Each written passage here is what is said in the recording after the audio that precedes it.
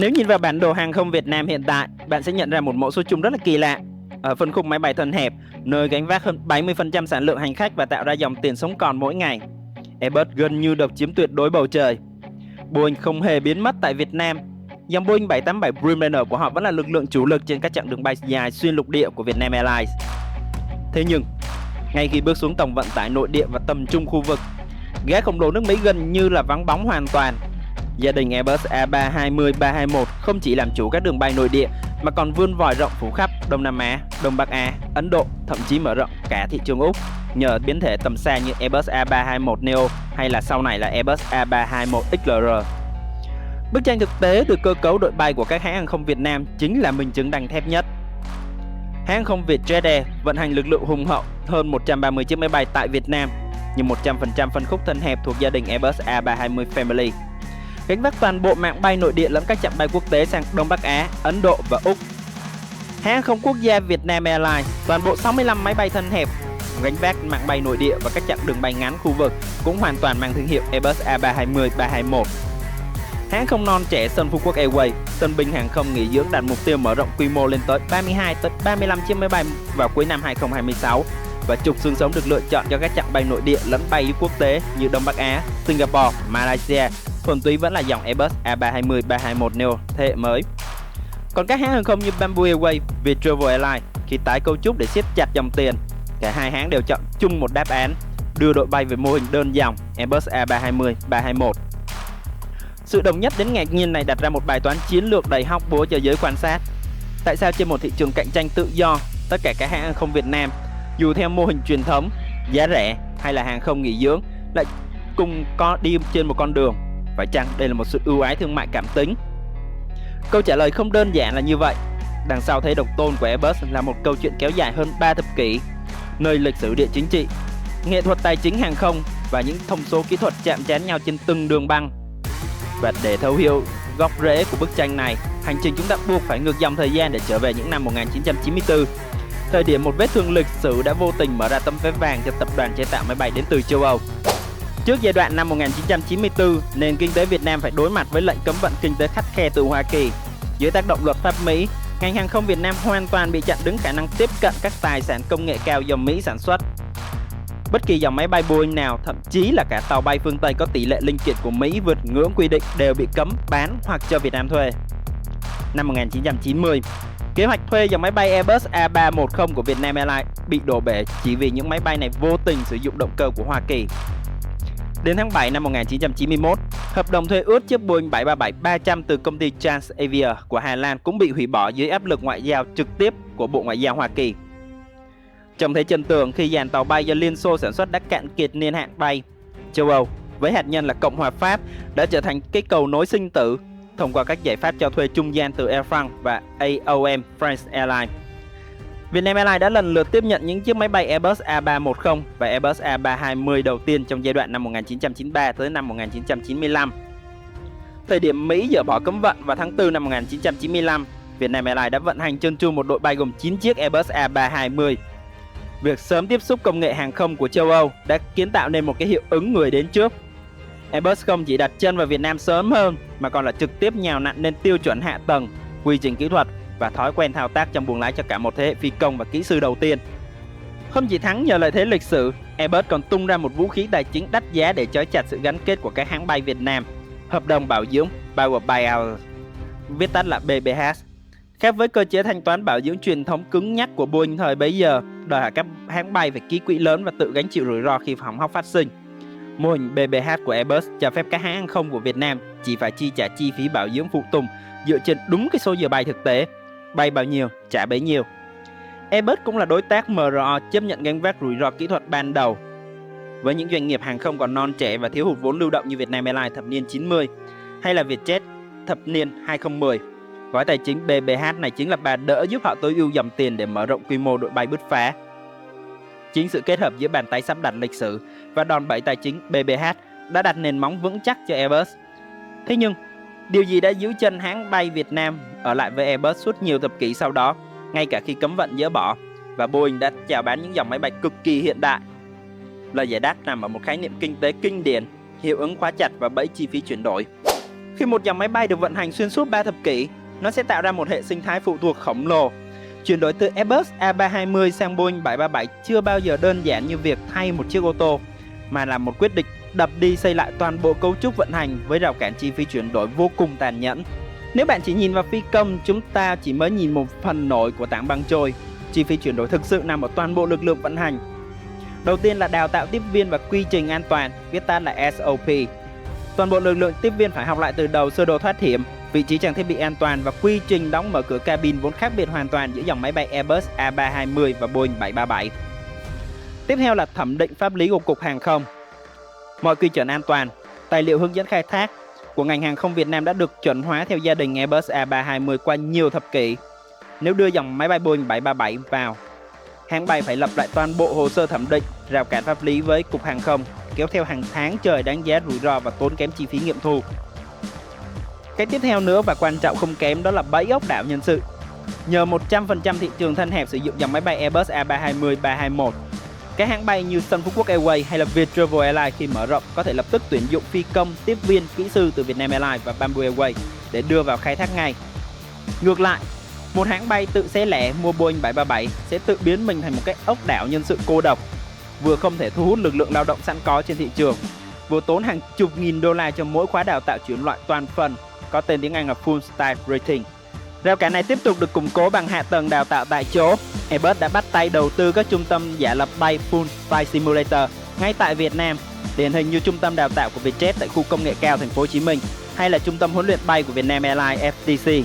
Việc có sẵn hệ thống sim Airbus A320, 321 nội địa giúp các hãng chủ động huấn luyện phi công định kỳ mà không cần phải tốn tiền gửi nhân sự sang Singapore hay Thái Lan, tiết kiệm hàng triệu đô chi phí ăn ở và tối ưu hóa giờ công của các tổ bay. Phần sau bức tranh đội bay là các ông trùm tài chính, các công ty cho thuê máy bay toàn cầu như AirCap, Avalon, SMBC hay là BOC Aviation. Đơn vị nắm giữ tới 60-70% lượng máy bay tại Việt Nam. Các ông lớn này cực kỳ ưu ái cho thuê dòng máy bay Airbus A320, 321 tại Việt Nam vì tính thanh khoản và giá trị còn lại của dòng máy bay này ở thị trường châu Á còn rất là cao. Nếu một hãng bay của Việt Nam gặp sự cố tài chính phải trả tàu, ví dụ như Bamboo Airways lúc tái cấu trúc, các ông lớn này có thể thu hồi những chiếc Airbus A320, 321 đó và chuyển cho một hãng khác ở Đông Nam Á hoặc là châu Âu thuê lại chỉ trong vài tuần. Tính thanh khoản vượt trội giúp các ông lớn cho mức giá thuê tàu bay Airbus A320, 321 tại Việt Nam rẻ hơn hẳn so với việc đưa dòng máy bay Boeing 737 còn nhiều biến động vào thị trường. Bên cạnh những mức chiết khấu mua xỉ 40-50% khi đặt hàng số lượng lớn, dòng Airbus A320 Family còn mang lại một đặc quyền thương mại, chế độ tùy chọn hai nhà cung cấp CFM LEAP 1A hoặc là Pratt Whitney PW1100G. Trong khi đó, đối thủ Boeing 737 MAX bị trói buộc độc quyền và duy nhất vào động cơ CFM LEAP 1B. Sự linh hoạt này tạo ra hai trường phái quản trị rủi ro đối lập tại Việt Nam. Đối với hãng hàng không quốc gia Vietnam Airlines, đặt cược toàn bộ đội bay Airbus A321neo vào động cơ Pratt Whitney, dẫn đến việc rơi vào thế bị động hoàn toàn khi đợt triệu hồi lỗi bột kim loại xảy ra, khiến hàng chục chiếc máy bay phải nằm đắp chiếu nằm đất. Với hãng không giá rẻ Vietjet Air, khéo léo chia đơn hàng cho cả CFM LEAP 1A lẫn Pratt Whitney. Cấu trúc ma trận này giúp Vietjet vừa ép giá bảo dưỡng các nhà sản xuất động cơ, vừa giữ cho đội bay vận hành liên tục mà không bị tê liệt toàn bộ khi một động cơ nào đó bị gặp sự cố. Tất cả những yếu tố tài chính và nhân sự kể trên cũng tạo ra một pháo đài kiên cố bảo vệ vị thế của Airbus. Nhưng cuộc chiến không chỉ dừng lại trong các văn phòng tài chính, nó được quyết định trực tiếp trên từng chuyến bay thương mại hàng ngày. Khi đưa một chiếc máy bay vào khai thác thương mại thực tế, thước đo tối thượng cho mọi hãng hàng không chính là hiệu quả thương mại trên từng lượt cất và hạ cánh. Và đây là lúc dòng máy bay Airbus A321 thể hiện sự vượt trội tuyệt đối trước các đối thủ cùng phân khúc. Khi đưa một chiếc máy bay vào khai thác thực tế, thước đo tối thượng của mọi hãng hàng không chính là hiệu quả thương mại trên từng lượt cất và hạ cánh. Và đây là lúc dòng Airbus A321 thể hiện sự vượt trội tuyệt đối trước các đối thủ cùng phân khúc. Đầu tiên, chúng ta sẽ nói tới bài toán chỉ số CASK, chi phí trên mỗi ghế cung ứng. Trong hàng không giá rẻ, chỉ số sống còn CASK, chi phí để tạo ra một ghế trống bay trên 1 km. Chi phí nhiên liệu giữa Airbus A321neo và Boeing 737 MAX là tương đương nhau. Thế nhưng, chỉ số phí nhiên liệu bao gồm tiền lương tổ bay, phí slot, khấu hao và bảo dưỡng của Airbus A321neo lại rẻ hơn rất là nhiều. Bí mật nằm ở sức chứa. Trên cùng một đường bay trục, ví dụ Hà Nội, Thành phố Hồ Chí Minh, cùng trả chi phí cất và hạ cánh, slot bay như nhau, chiếc Airbus A321neo cho phép cấu hình cabin độ nén lên tới 230-240 ghế. trong khi Boeing 737 MAX 8 chỉ nhồi được 189 tới 200 ghế. Chênh lệch 30-40 hành khách trên mỗi chuyến bay giúp Airbus A321neo chia nhỏ chi phí cố định trên mỗi đầu người, hạ chỉ số CASA ex-fuel xuống mức kỷ lục. Đây chính là cỗ máy in tiền giúp các hãng bay Việt Nam duy trì giá vé rẻ cạnh tranh mà vẫn bảo vệ được biên độ lợi nhuận. Thứ hai, khả năng vươn xa sang Đông Bắc Á, Ấn Độ và Úc. Sự xuất hiện của các biến thể tầm xa như Airbus A321neo, Airbus A321XLR sau này đã làm thay đổi cuộc chơi, như hãng hàng không Vietjet hay Sun Phú Quốc Airways có thể dùng chính những chiếc máy bay thân hẹp này để mở các đường bay thẳng từ Việt Nam sang Nhật Bản, Hàn Quốc, Ấn Độ và vươn tới tận nước Úc. Bay Úc hay Đông Bắc Á bằng Airbus A321neo mang lợi ích tài chính cực kỳ lớn. Hãng bay mở được chặng bay quốc tế dài mà không phải gánh chịu chi phí vận hành đắt đỏ của những chiếc máy bay thân rộng hai lối đi. Airbus A321 chính là máy do đường linh hoạt, đảm bảo hệ số lấp đầy cao và mang lại lợi nhuận tức thì. Thứ ba, khai thác hàng hóa khoang bụng bằng thùng container. Một ưu thế kỹ thuật mang tính bước ngoặt nằm ở khoang bụng hàng hóa. Airbus A321 khoảng sáng gầm cao cho phép trang bị các hệ thống xếp dỡ tự động bằng các thùng container tiêu chuẩn nhỏ LD3. Hàng hóa được đóng sẵn từ nhà ga và đẩy thẳng vào khoang bụng bằng cơ giới. Trái ngược lại, Boeing 737 thiết kế gầm thấp, buộc bốc xếp hàng hóa rời bằng tay. Khả năng chất hàng container giúp Airbus A321 rút ngắn tối đa thời gian quay đầu tại sân bay, đồng thời gia tăng năng lực chở cước hàng hóa, nguồn thu đóng góp tới 15-20% lợi nhuận cho các hãng. Thứ tư, thiết kế khoảng sáng gầm xe và trải nghiệm cabin rộng hơn 16 cm. Đầu tiên, khoảng sáng gầm xe thiết kế gầm rất là thấp của Boeing 737 khiến kỹ sư phải vắt dẹt cái vỏ động cơ thành hình môi cá trê để tránh va chạm với đường băng. Gầm thấp làm tăng nguy cơ hút vật ngoại lai tại các sân bay địa phương. Trong khi đó, Airbus A320, 321 có gầm cao thanh thoát, bảo vệ động cơ tốt hơn hẳn. Cái điều đặc biệt hơn là cabin rộng hơn 16 cm.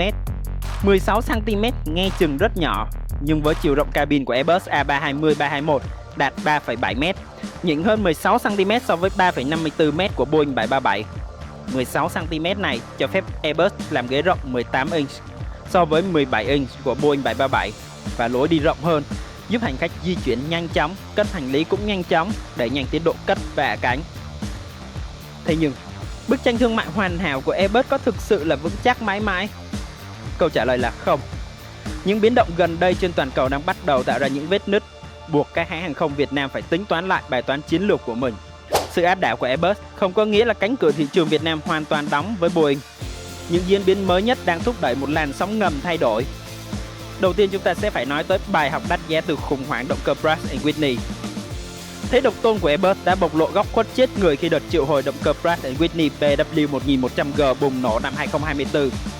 Do phát hiện lỗi bột kim loại, hàng loạt chiếc máy bay Airbus A321neo của Vietnam Airlines và Vietjet phải tháo động cơ, đặt chiếu nằm đất chờ đợi bảo dưỡng kéo dài. Sự thiếu hụt tàu bay nghiêm trọng, xáo trộn mùa cao điểm là lời cảnh tỉnh đắt giá cho chiến lược bỏ toàn bộ trứng vào một giỏ. Đó chính là một động lực lớn nhất thúc đẩy các hãng hàng không Việt Nam phải tìm kiếm nhà cung cấp thứ hai để phân tán rủi ro trong chuỗi cung ứng. Tiếp theo chúng ta sẽ nói về chiến thuật tiền trạm khéo léo của Vietjet với Boeing 737 MAX. Sau sự cố cấm bay toàn cầu của Boeing 737 MAX, siêu hợp đồng 200 chiếc máy bay của Vietjet từng bị đình trệ. Tuy nhiên, thay vì ồ ạt đưa Boeing 737 MAX vào thị trường nội địa, nơi hệ sinh thái Airbus đang là quá mạnh, Vietjet đã chọn một bước đi chuyển tiếp cực kỳ khéo léo, đưa dòng Boeing 737 MAX vào vận hành tại đơn vị liên doanh Vietjet Thái Lan hay còn gọi là Thái Vietjet Air. Nước đi tiền trạm này giúp tập đoàn lợi dụng những đơn hàng mua sỉ, đồng thời tích lũy dữ liệu an toàn, đào tạo phi công và hạ tầng MRO tại một căn cứ phụ trước khi chính thức kích hoạt dòng Boeing 737 MAX trở lại Việt Nam với điều kiện chín muồi. Thứ ba là bản chất siêu hợp đồng của Boeing, nghệ thuật ngoại giao thương mại. Ở một góc nhìn tầm vóc hơn, các hợp đồng mua sắm máy bay quy mô lớn luôn là công cụ ngoại giao quốc gia. Những siêu hợp đồng mua máy bay Boeing của Vietjet hay là Vietnam Airlines thường được ký dưới sự chứng kiến lãnh đạo cấp cao hai nước. Mua sắm hàng không đóng vai trò then chốt trong việc cân bằng cán cân thương mại với Hoa Kỳ, giảm rủi ro bị áp thuế quan. Đây chính là chiến lược ký ngoại giao nhận theo tiến độ. Thỏa thuận thuê và mua 69 chiếc máy bay Boeing 737 MAX 8 của Vietnam Airlines vừa đáp ứng yêu cầu ngoại giao thương mại Việt Nam, Mỹ, vừa cho phép hãng kéo giãn tiến độ nhận tàu theo nhu cầu thực tế, tối ưu hóa dòng tiền đầu tư mà không làm xáo trộn ngay lập tức hạ tầng vận tải sẵn có.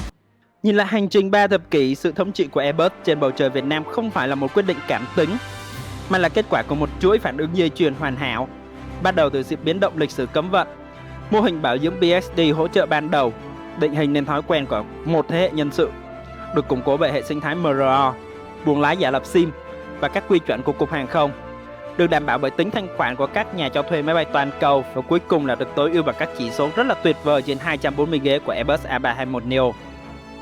Airbus không đơn thuần là bán máy bay, họ đang xây dựng thành công cả một hệ điều hành cho toàn bộ nền hàng không Việt Nam. Tuy nhiên, bầu trời kinh tế không bao giờ là đứng yên.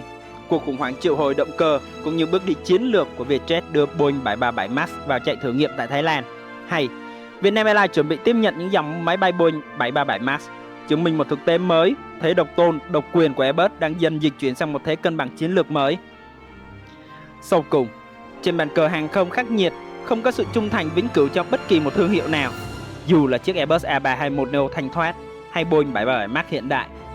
Chiến thắng cuối cùng sẽ thuộc về cỗ máy nào giúp các hãng hàng không tối ưu từng sen chi phí trên mỗi ghế cung ứng và nâng cao doanh thu trên mỗi ghế, bảo vệ chuỗi cung ứng trước những biến động toàn cầu và giữ cho cán cân ngoại giao thương mại luôn ở trạng thái cân bằng hoàn hảo nhất. Rồi, cảm ơn quý vị đã theo dõi video ngày hôm nay. Video hôm nay đến đây là kết thúc rồi. Xin chào và hẹn gặp lại mọi người ở những video tiếp theo.